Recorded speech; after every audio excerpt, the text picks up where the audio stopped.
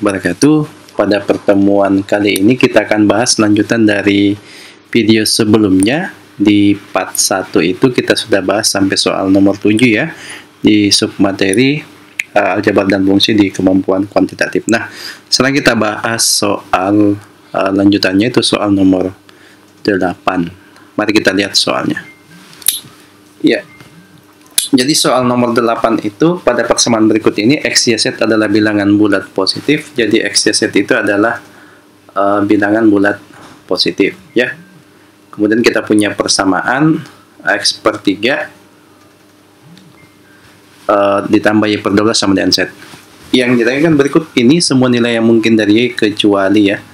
Jadi kita bisa menyederhanakan bentuk ini kalau kedua ruas kita kali dengan ini dikali dengan 12 ya. Jadi ini dikali 12, maka jika ini kita kali dengan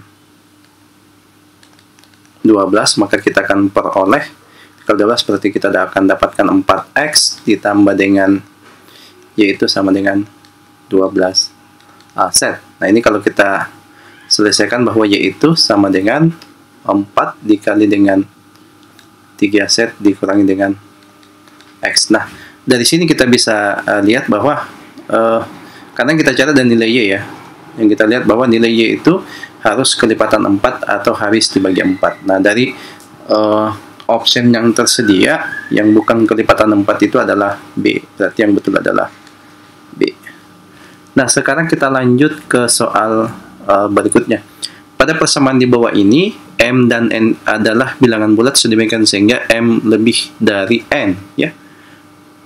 Kita punya persamaan akar 72 ditambah akar 7 sama dengan M akar N. Manakah dari berikut ini yang merupakan nilai dari M ya? Nah, ini cukup mudah ya. Kita tinggal menyederhanakan ini, berarti akar 72 itu sama saja dengan 6 akar 2. Nah, berarti akar 7 tambah akar 72 ini kita bisa tuliskan dalam bentuk di sini adalah 6 akar 72, 6 akar 2 ditambah dengan 6 akar 2 sama dengan M akar N. Nah, ini sama saja bahwa 12 akar 2 itu sama dengan M akar N. Nah, karena M lebih dari N, maka kesimpulannya di sini kita akan peroleh bahwa nilai dari M itu sendiri adalah sama dengan 12. Berarti jawaban yang betul adalah B. Nah, kita lanjut ke soal nomor 10. Nah, tabel berikut menunjukkan beberapa nilai dari fungsi N ya. Jadi ada sebuah tabel, ada T dan ada fungsi N dalam variabel T ya, dalam bentuk T. Nah, di sini pada saat T-nya 0, N0-nya itu ada 128 dan seterusnya.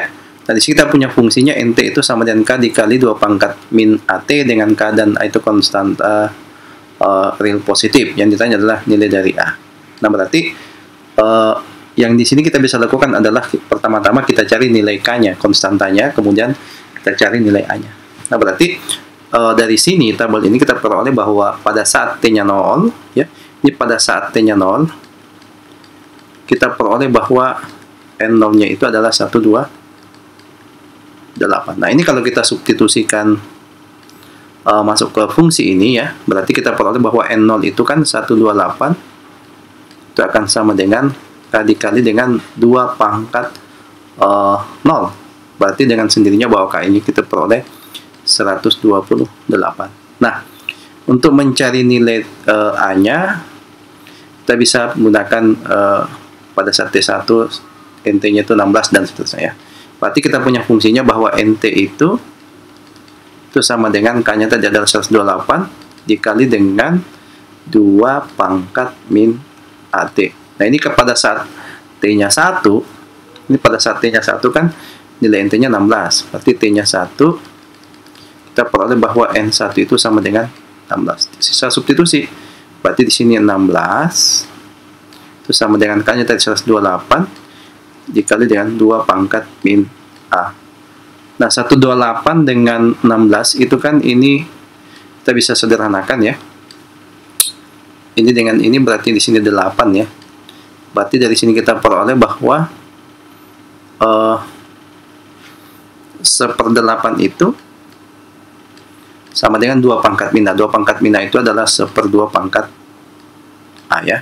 Berarti dari sini kan ini 2 pangkat 3. Berarti 1/2 pangkat 3 itu sama dengan 1/2 pangkat A. Ini artinya bahwa A-nya itu sama dengan 3. Berarti kita peroleh A-nya 3. Di jawaban itu adalah error ya. Kemudian soal berikutnya. Fungsi f digambarkan secara keseluruhan di atas, jadinya dalam merupakan fungsi f ya. Ini adalah fungsi f. Kemudian jika fungsi g didefinisikan sehingga gx itu sama dengan f min x, maka nilai dari x sehingga g mencapai maksimum itu adalah berapa? Ya, nilai x sehingga gx itu maksimum. Nah, ini kalau kita lihat fungsinya bahwa untuk mendapatkan fungsi g itu, ya sebenarnya kita bisa langsung flip fungsi f-nya. Jadi kalau kita lihat fungsi y-nya di sini kan fungsi fx-nya itu dia akan maksimum pada saat x-nya 2 ya. Jadi pada saat x-nya 2 ini ya. Ini pada saat x sama dengan 2 fungsi f-nya maksimum, dan pada saat f-nya x-nya min 2 ini min 2, di sini dia akan maksimum untuk fx dan di sini akan minimum untuk fungsi f. Nah, artinya karena gx itu sama dengan f min x, maka kalau kita flip fungsinya, ini artinya bahwa ini akan kebalikan. Jadi gx itu akan maksimum pada saat x-nya min 2 dan dia akan minimum pada saat x-nya sama dengan 2. Berarti dia akan maksimum pada saat x-nya min 2. Ya. Jadi ini kita flip saja fungsinya ya, dibalik. Ini kita flip fungsinya, kita akan peroleh bahwa gx max itu untuk x sama dengan min 2. Ya. Oke. Berikutnya, jika x tambah 1 pangkat 2 sama dengan 4 dan x kurang 1 pangkat sama dengan 16, maka nilai x adalah, ini sebenarnya adik-adik bisa langsung substitusi nilainya ya, karena cuma dicari solusinya. Tetapi kalau kita kerjakan secara aljabarnya, kita uraikan saja. Ya, ini kita uraikan. Nanti kita akan peroleh ya. Ini adalah, kalau kita punya x tambah 1 pangkat sama dengan 4, ini artinya bahwa x tambah 1-nya itu adalah sama dengan plus minus 2 ya. Kemudian kalau ini x kurang 1-nya ini akan sama dengan plus minus 4 ya. Oke. Nah, di sini kita akan peroleh bahwa x-nya itu bisa saja sama dengan 1, atau x-nya itu bisa saja sama dengan minus 3. Dari sini kita bisa peroleh bahwa x-nya itu bisa saja sama dengan 5, atau x-nya itu sama saja dengan minus 3. Kan seperti itu. Nah, berarti dari beberapa nilai x yang memenuhi ini, kita harus kedua nilai x ini harus memenuhi di persamaan satu ini, demikian pula juga di persamaan kedua. Nah, kalau kita melihat nilai x di sini, kita memilih nilai x itu, ternyata yang memenuhi itu adalah x sama dengan min 3. Berarti jawaban yang betul adalah yang memenuhi adalah x sama dengan min 3. Ini ya, yang memenuhi di keduanya. Ya. Berarti jawaban yang betul adalah alfa. Maka kita lanjut soal berikutnya. Nah, ini soal nomor 13, kita lihat pada garis bilangan di atas, tanda centang sesuai dengan bilangan bulat berurutan. Jadi, tanda ini itu menyatakan bilangan bulat berurutan ya. Nah, manakah nilai yang merupakan nilai dari x? Nah, dalam bilangan bulat berurutan itu semakin ke kanan itu adalah nilainya semakin besar ya. Jadi yang bilangan bulat yang berada di sebelah kanan itu akan lebih besar dibanding dengan nilai bilangan bulat yang ada di sebelah kirinya. Nah, ini artinya apa? Bahwa x per 8 itu pasti lebih besar pada x per 12. Nah, kita lihat x per 12 ke x per 8 itu dia butuh berapa langkah. Ini kan ada 1, 2, 3, 4. Nah, artinya x per 12 itu ditambah 4 itu harus sama dengan x per 8. Ya. Jadi kalau kedua ruas kita kalikan dengan 12, yang menjadi KPK dari ini ya 12 dan 8. Kalau kita kalikan dengan 24 ya, Ini kali 24. Dikali dengan 24, kita peroleh berapa? Tuh. Nah, ini kalau kita kali 24, berarti ini adalah 2x. Ini ditambah dengan 96. Di sini adalah 3x. Nah, ini kalau kita selesaikan, kita akan peroleh ini x-nya sisa 1, berarti x-nya di sini adalah sama dengan 96. Berarti jawaban yang betul adalah delta. Nah, sekarang kita lanjut soal nomor 14 ya. Jadi di sini nilai y bertambah 12 berbanding lurus dengan nilai x berkurang 6 ya. Jika y sama dengan 2 saat x sama dengan 8, berapakah nilai x saat y-nya 16? Jadi relasi antara y dan x adalah merupakan sebuah perbandingan lurus ya. Artinya y dan x berbanding lurus. Nah, artinya hubungan fungsionalnya itu kita bisa tuliskan bahwa y-nya itu adalah sama dengan k dikali dengan x ya. Dan k-nya itu adalah gradiennya. Nah, dari sini kita bisa peroleh bahwa jika y bertambah 12 itu akan sama dengan x-nya berkurang 6. Berarti k dikali dengan x dikurangi dengan 6. Kita bisa peroleh persamaan ya. Jika y sama dengan 2 saat x sama dengan 8 ya, berapakah nilai x saat y sama dengan 16? Berarti kita pelakin saja nilai 2 ke sini. Berarti kita peroleh bahwa y 14 itu akan sama dengan k dikali dengan 8 dikurangi dengan 6. Berarti kita peroleh bahwa 2k-nya itu adalah 14, berarti kita peroleh k-nya itu adalah 7. Nah, selanjutnya dari sini kita dapat persamaan bahwa ditambah 12 itu akan sama dengan k-nya kita ganti 7 dikali dengan x kurang 6. Nah, berapakah nilai x saat y-nya 16? Berarti di sini ganti y-nya 16, berarti 16 ditambah dengan 12 itu akan sama dengan 7 dikali dengan x kurang 6. Ini adalah 28, 7 dikali dengan x kurang 6. Berarti dari sini kita peroleh bahwa ini kita masing-masing bagi 7, berarti di sini sisa 4, itu sama dengan x kurang 6, berarti x-nya sama dengan 10. Berarti jawaban yang betul adalah B. Nah, kita lanjut soal terakhir ya. Di sini dua mobil berpacu dengan kecepatan konstan di sekitar arena yang bentuknya melingkar. Mobil A membutuhkan waktu 15 detik untuk melakukan perjalanan satu kali mengelilingi arena tersebut ya. Kemudian mobil B membutuhkan waktu 25 detik. Jadi itu 15 detik, B-nya 25 detik, kemudian perjalanan satu kali mengelilingi arena tersebut. Jika mobil A melewati mobil B, berapa detik waktu yang diperlukan sebelum mobil A ini melewati mobil B lagi?